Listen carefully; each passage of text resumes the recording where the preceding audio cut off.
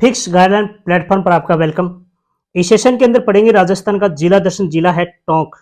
और टोंक जिले की हमारी रिवाइज सेशन रहेगा और इसको अपन पूरा कंप्लीट करेंगे। तो चलो शुरू करते हैं टोंक जिले के रिवाइज सेशन को। तो सबसे पहले टोंक जिले का शुभंकर क्या है, तो हंस है। और एक जिला एक उत्पाद क्या है, सरसों आधारित। और इसके साथ आपको यह भी याद रखना है कि सरसों आधारित एक जिला एक उत्पादन भरतपुर का भी है। और भरतपुर में ही राष्ट्रीय सरसों अनुसंधान केंद्र का भी मुख्यालय शिविर में स्थित है।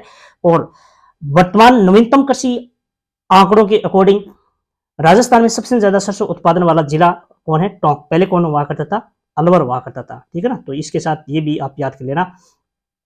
1817 ईस्वी में आमिर खां पिंडारी ने इसे अपनी रियासत का केंद्र बनाया।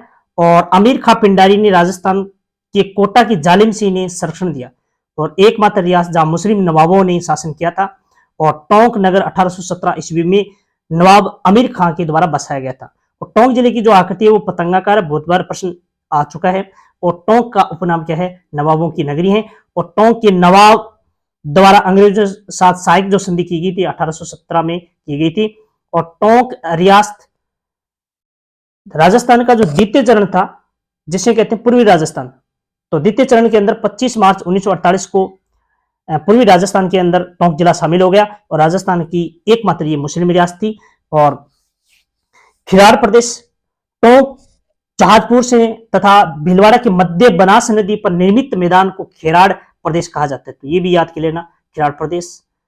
और मेले और त्योहार की बात करें तो डिग्गी कल्याण जी का जो मेला है ये टोंक जिले के मालपुरा तहसील में लगता है। और इसके बाद चांदसेन पशु मेला ये मालपुरा कस्बे में लगता है। और श्री देवनारायण जी का मेला ये याद करना है, आपको रखना है कि ये भारतीय गुर्जर समाज का भारत का सबसे बड़ा पौराणिक तीर्थ जोधपुरिया टोंक जिले में स्थित है। यहाँ भाद्रपद शुक्ल षष्ठी को से लेकर माघ सप्तमी को मेला भरता है। और देवधाम जोधपुरिया यहीं पर स्थित है। यहाँ पर मासी बांडी बनास नदियों का त्रिवेणी संगम है। त्रि का मतलब होता है तीन, वेणी का अर्थ होता है नदियां, ठीक है। तो तीन नदियां का जो संगम या तीन नदियां आपस में जो मिलती हैं वो कहलाती है संगम। दर्शनीय स्थल की बात करें तो सुनहरी कोठी। टोंक जिले की सुनहरी कोठी का निर्माण टोंक के नवाब वजीदुल्ला खान ने 1824 ईस्वी में शीश महल के नाम से करवाया था। और इसका प्राचीन नाम जरगिनार था। मुबारक महल यह सुनहरी कोठी परिसर में स्थित है, जिसमें बकरी ईद के अवसर पर ऊंट की कुर्बानी दी जाती थी, लेकिन वर्तमान में ये बंद है। और यहाँ हाडी रानी की बावड़ी, सरड़ा की बावड़ी, खवाजा की बावड़ी और भोपत की बावड़ियां स्थित हैं। और मांडकला जोधपुर जिले के देवल तहसील में स्थित है। मांडकला की एक पवित्र जलाशय है और मांडकला मांडव ऋषि की तपोभूमि है। और आगे देखिए राजमहल टोंक जिले का राजमहल कस्बा बनास, खारी और डाई नदियों के त्रिवेणी संगम पर स्थित है। संत पीपा की गुफा, यह गुफा टोंक जिले के टोडा रायसिंह के निकट टोडा गांव में स्थित यह गुफा गुफा में या गांगोन दुर्ग में यहाँ संत पीपा की जन्मस्थली है। और यहाँ पे उन्होंने तपस्या भी की थी, यह याद कर लेना, ठीक है ना। और संत पीपा का से रिलेटेड तीन चीजें याद रखो। एक तो जन्म कहाँ हुआ, गांगोन दुर्ग में। इनकी गुफा का है टोडा जो टोंक में स्थित है। और इनका मंदिर का है तो बाड़मेर में। तो इस तरह याद कर सकते हैं। जालंधर नाथ या जालंधर नाथ की गुफा भी स्थित है यहाँ। और यह स्थल नाथ संप्रदाय का प्राचीन स्थल है। और हाथी बाटा ये टोंक जिले की गुमानपुरा गांव में स्थित है। ये एक चट्टान पर विशाल पत्थर को उत्कीर्ण कर हाथी बनाया गया है, जो जीवित हाथी की तरह दौड़ता हुआ प्रतीत होता है। पर्यटन की दृष्टि से यह एक आकर्षण का केंद्र है। और विशलपुर वन्यजीव अभ्यारण्य, तो विशलपुर वन्यजीव अभ्यारण्य राजस्थान का नवीनतम अभ्यारण्य, ये भी टोंक जिले के टोडा रायसिंह तहसील में स्थित है। वनस्थली विद्यापीठ निम्बाई टोंक में स्थित है। यह विद्यापीठ की स्थापना रतन शास्त्री के जो हस्बैंड हीरालाल शास्त्री, जो राजस्थान के पहले मुख्यमंत्री, मनोनीत मुख्यमंत्री द्वारा वर्ष 1935 में की गई थी। और इस विद्यापीठ का पुराना नाम शांति बाई शिक्षा कुटीर था। टोंक जिले की प्रमुख बावड़ियां बांध पड़ते हैं। तो विशलपुर बांध परियोजना ये राजस्थान की सबसे बड़ी पेयजल परियोजना है।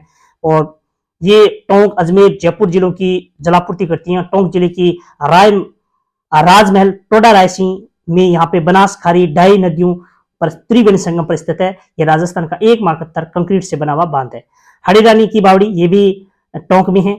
और टोडी सागर बांध ये भी टोंक में है। टोंक में टोडीराय सागर के लिए फेमस बात यह है कि सभी इनके गेट खोल दिए जाए तो एक भी जल की बूंद शेष नहीं बचती। बुद्ध सागर बांध ये भी टोडारायसी कस्बे में स्थित है और यहाँ संत पीपा की गुफा भी स्थित है।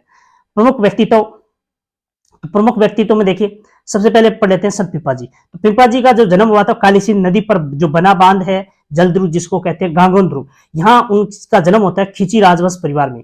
और इसके बचपन का नाम होता है प्रताप सिंह और इसके जो गुरु होते हैं वो रामानंद होते हैं। और संत पीपा की जो गुफा है वो टोडा गांव टोंक में स्थित है।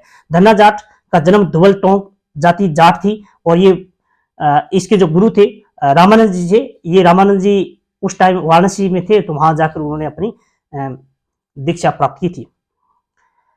कपूरचंद कुलिस ये राजस्थान पत्रिका संस्थापक, इनका भी जन्म टोंक से हुआ। दामोदर व्यास ये इसका भी जन्म राजस्थान के टोंक जिले से होता है और राजस्थान के इसे लोहा पुरुष कहा जाता है। ये याद कर लेना, बहुत बार एग्जाम में पूछे जा चुके हैं। प्राचीन सभ्यता की बात करें तो रैन सभ्यता, तो यह लोहा युगीन सभ्यता जिसका उत्खनन 1938 में के जैन पुरी द्वारा किया गया था।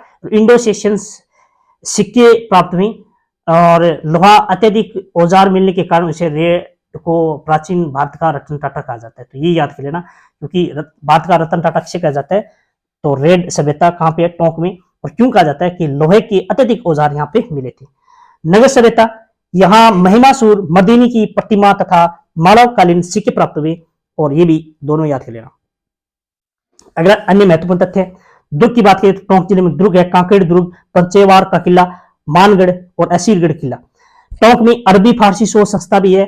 1978 को कसेर इल्म नाम दिया के नाम से भी जाना जाता था।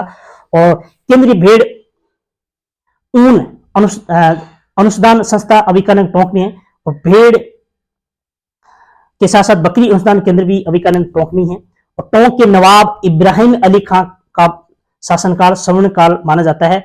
और टोंक जिले में चारबेन शैली लोक गायन शैली प्रसिद्ध है, जिसके प्रवर्तक अब्दुल करीम खां, कालांतर में करीम खां को अब्दुल्ला कबीर खान निहंग द्वारा स्थानीय भाषण प्रस्तुत किए गए थे। टोंक का प्रमुख खनिज तांबड़ा है। तांबड़े राजस्थान का एकाधिकार रखने वाला खनिज है। और टोंक जिले में राजमहल और कुशालपुर और जनकपुरा में इसका सर्वाधिक उत्पादन होता है। और हाईटेक प्रिसीजन ग्लास फैक्ट्री भी टोंक में। टोंक के नमदे और दरिया प्रसिद्ध हैं और टोंक का मालपुरा खरबूज होते हैं और उत्पादन के लिए हम फेमस हैं।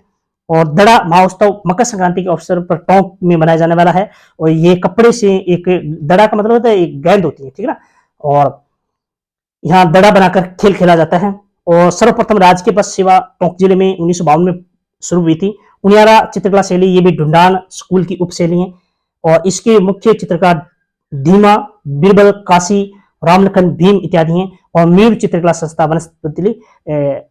वनस्थली जो टोंक में स्थित है। अगला देवली, तो देवली लिख लेना, ये थोड़ा सा मिस्टेक होगी, देवली है। देवली की जो स्थापना 1885 ईस्वी में मेजर थॉम द्वारा 1857 की क्रांति के समय प्रमुख केंद्र कहा जाता है। और टोंक में तेंदुआ के पत्ते से निर्मित बीड़ी उद्योग के लिए फेमस है। और टोंक में देवली में बायोमास से अंतर स्थापित किया गया। और राज्य में मतीरा या तरबूज का सर्वाधिक उत्पादन होता है। और जल मंदिर राजस्थान के टोंक जिले में रायसी नगर टोडा रायसी नगर के पास बावड़ी गांव में जल मंदिर स्थित है। तो आज के सेशन में इतना ही और इस बेहतर तरीके से एक दो बार रिपीट कर लेना। और थैंक यू, धन्यवाद।